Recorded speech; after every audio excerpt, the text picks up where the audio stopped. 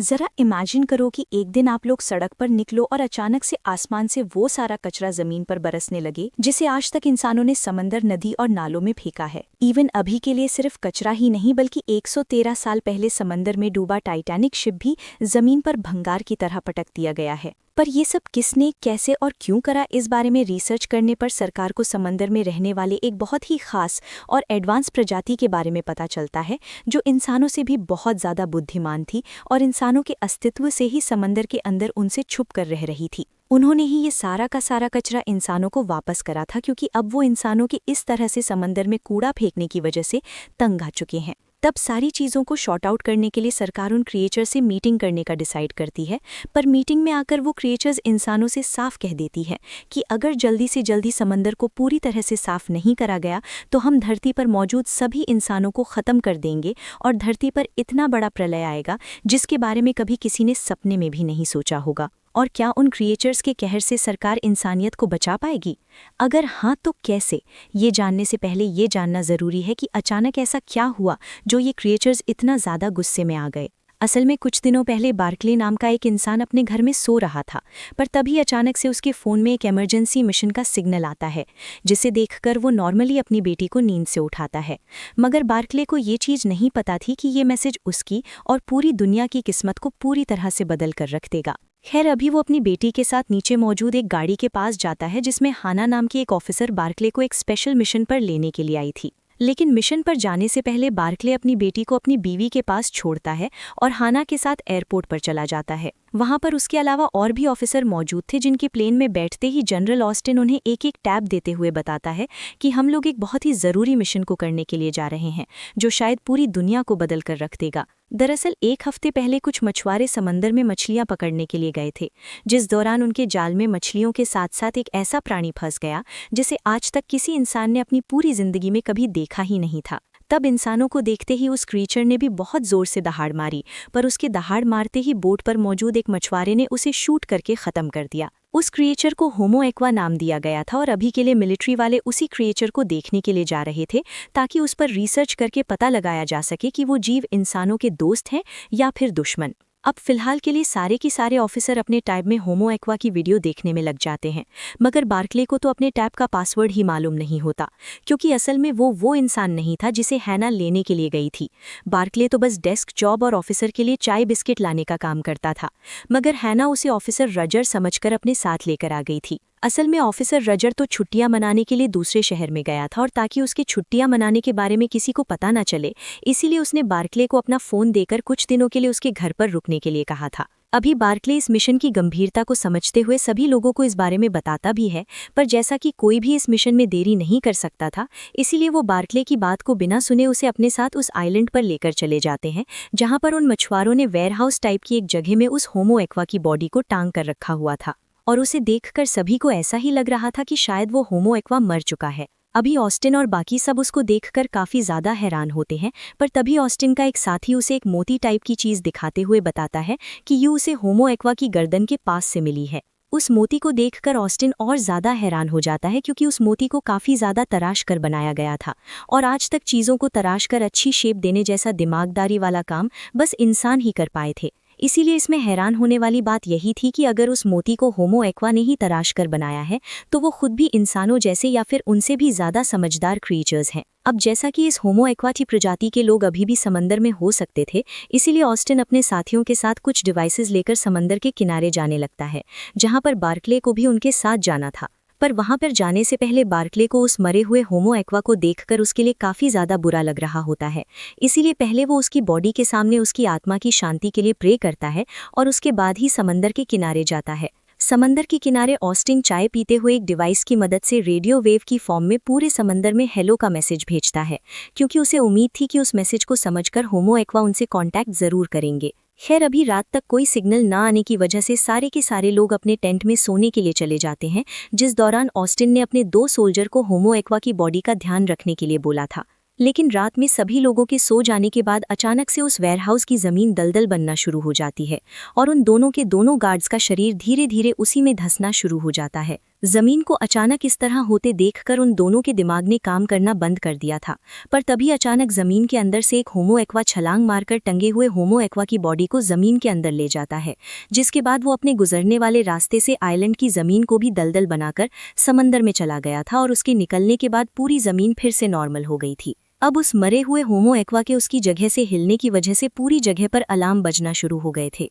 जिसे सुनकर Austin, Berkeley, हैना और बाकी सब भी वहां पर पहुंच जाते हैं। और वहां पर आने के बाद उन्हें ये बात समझ में नहीं आती कि आखिरकार वो होमो एक्वा और वो दोनों सोल्जर यहाँ पर से कहाँ चले गए। तब ऑस्टिन वॉकी टॉकी के जरिए उन सोल्जर से बात करने की कोशिश करता है, जिस दौरान उसे वॉकी टॉकी की आवाज़ ज़मीन के नीचे से आती है और थोड़ा सा खुदाई करने पर उसे फीमेल सोल्जर की डेड बॉडी मिलती है। उसे देखने के बाद तो ऑस्टिन समेत सभी लोगों की पट के 4 से 64 हो गई थी और उन्हें ये बात समझ में आ चुकी थी कि ये होमो एक्वा असल में बहुत ज़्यादा खतरनाक है। बार्कले तो इस सबसे डरकर समंदर के किनारे जाकर बैठ जाता है, जो देखकर ऑस्टिन उसके पास जाकर उसे समझाने की कोशिश करता है कि तुम्हें हिम्मत से काम लेना चाहिए। अब वो दोनों इस बारे में बातें कर ही रहे थे कि तभी अचानक कुछ सोल्जर को समंदर के अंदर काफ़ी सारे होमो एक्वा दिखाई देते हैं, जिन्हें देखने के बाद वो ऑस्टिन को इस बारे में खबर देते हैं और ऑस्टिन तुरंत ही बार्कले, हैना और अपने कुछ और साथियों के साथ उस एरिया में पहुंच जाता है। उस दौरान हैना ने बार्कले को एक कैमरा देते हुए सारी चीज़ों को रिकॉर्ड करने के लिए कहा था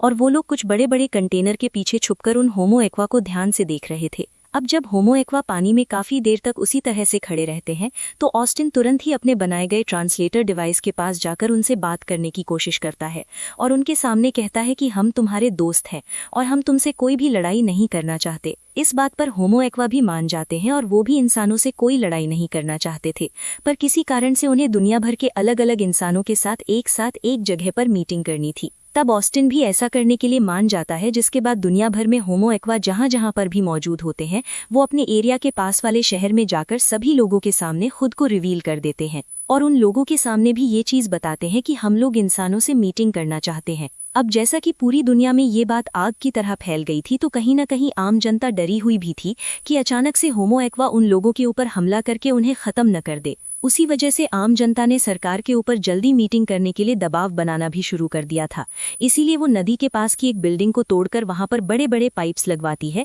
ताकि मीटिंग के दौरान होमो एक्वा बिल्डिंग के अंदर आ सकें। हालांकि डर के मारे बार्कले का मन वहां पर जाने का बिल्कुल भी नहीं होता, जिस बारे में वो अपनी बीवी और अपनी बेटी को बताता भी है, मगर मीटिंग के वक्त मजबूरन उसे तैयार होकर वहां पर जाना ही पड़ता है। उस मीटिंग को दुनिया भर के प्राइम मिनिस्टर अपनी टीवी पर लाइव देख रहे थे और साथ ही मीटिंग वाली जगह पर अलग अलग कंट्री से अलग अलग रिप्रेजेंटेटिव्स भी आए हुए थे। अब सभी लोगों के वहां पर आने के बाद और सारी तैयारी करने के बाद वहां पर लगे बड़े बड़े पाइप में पानी को चालू कर दिया जाता है और तब होमो एक्वा के साथ अलग अलग प्रजातियां पाइप से होते हुए लोगों के सामने आ जाती हैं।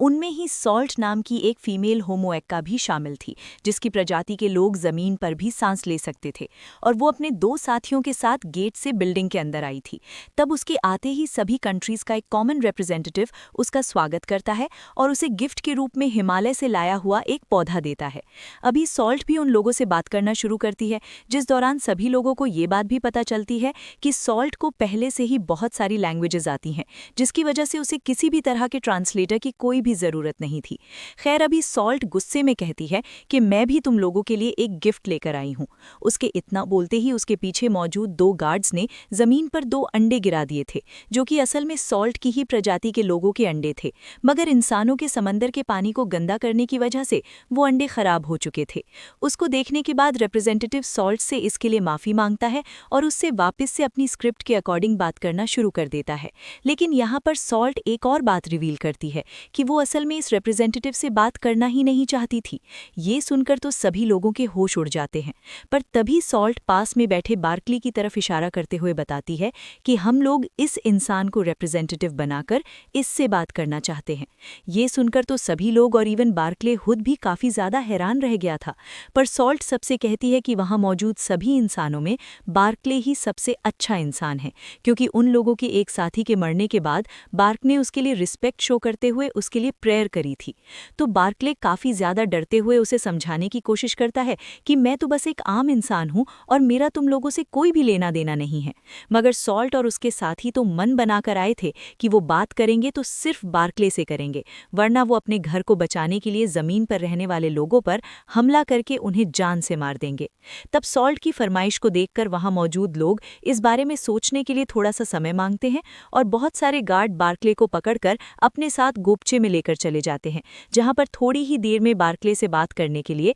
वहां की इंटेलिजेंस की डायरेक्टर केट भी पहुंच जाती है। तब शुरू में तो केट को लगता है कि शायद बार्कले पहले से सॉल्ट को जानता होगा, मगर बार्कले के हिसाब से उसने सॉल्ट की शक्ल पहली बार देखी थी। तब केट अपने ऑफिसर से बार्कले के बारे में सारी इन्फॉर्मेशन निकलवाने के लिए कहती है, और क्योंकि अब बार्कले वहां पर मौजूद न्यूज़ चैनल की वजह से एक बहुत ही फेमस इंसान बन गया था, इसीलिए गवर्नमेंट के कुछ सोल्जर तुरंत ही बार्कले की बेटी करबी और उसकी बीवी बारबरा को उठाकर एक बहुत ही सेफ होटल में शिफ्ट कर देते हैं, ताकि बाकी किसी नॉर्मल ह्यूमन की वजह से उन्हें किसी दिक्कत का सामना ना करना पड़े। वहीं बार्क की तो केट के सामने अभी भी बुरी तरह से फटी पड़ी थी, क्योंकि उसे लग रहा था कि केट उसे किसी आतंकवादी की तरह ट्रीट करेगी, पर केट ऐसा कुछ भी नहीं करती। और क्योंकि पूरी दुनिया के किसी भी देश के पास सॉल्ट के फैसले को मानने के अलावा कोई और रास्ता नहीं बचा था, इसीलिए वो लोग बार्कले को ही नया रिप्रेजेंटेटिव बनाने का फैसला कर लेते हैं। तुरंत ही ये खबर भी सुर्खियों में छा जाती है और थोड़ी सी रात के समय में केट बार्कले के साथ सॉल्ट के पास जाकर उसे बता देती है कि वो लोग उसके फैसले को मानने के लिए तैयार हैं, पर क्योंकि रात होने की वजह से बाकी सारे लोग वहां पर से जा चुके थे, इसीलिए वो लोग अपनी मीटिंग को कल कंटिन्यू करेंगे। तब सॉल्ट इस बात को मानकर बार्कले से थोड़ी सी बात करने के बाद वहां पर से चली जाती है। इसके बाद केट बार्कले को अपने साथ एक गाड़ी में बिठाते हुए बताती है कि बेशक से अगले दिन तुम्हें ही सॉल्ट से बात करनी है, मगर तुम उसके सामने वही वर्ड्स बोलोगे जो हम तुम्हें लिख कर देंगे। तब ना चाहते हुए भी बार्कले को ये बात भी माननी पड़ती है, जिसके बाद ही उसे उसकी बीवी और उसकी बेटी से पास लेकर जाया जाता है। वहीं शहर के एक लैब में कुछ रिसर्चर्स सॉल्ट खिलाए हुए अंडों पर भी रिसर्च करना शुरू कर देते हैं, जिस रिसर्च के खत्म होने के बाद वहां पर काम करने वाला ही एक लड़का अंडे के एक सैंपल को चुराकर बाद में उसे मार्क नाम के एक बड़े बिजनेसमैन को दे देता है, जिसकी समंदर की जमीन से ऑयल निकालने वाली काफी बड़ी कंपनी थी। और क्योंकि उन कंपनी के कारण भी समंदर काफी ज्यादा गंदा होता था, इसीलिए मार्क जानता था कि इंसानों और होमो एक्वा के बीच में कोई भी डील होने पर उसे अपनी कंपनी को बंद करना पड़ेगा। मगर क्योंकि वो अपनी कंपनी को बंद नहीं करना चाहता था, इसीलिए वो थोड़ी देर बाद मिलिट्री के दो सबसे बड़े ऑफिसर से जाकर मिलता है और उनके साथ खाना खाते हुए होमो एक्वास को खत्म करने के प्लान के बारे में बात करने लगता है। पर क्या वो ऐसा सच में कर पाएंगे?